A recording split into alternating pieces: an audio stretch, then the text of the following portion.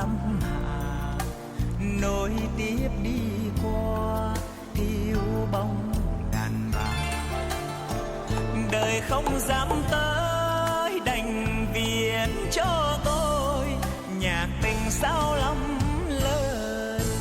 Đơn vị thường khi nằm trên đất giặc thèm trong hãi hùng tiếng hát môi em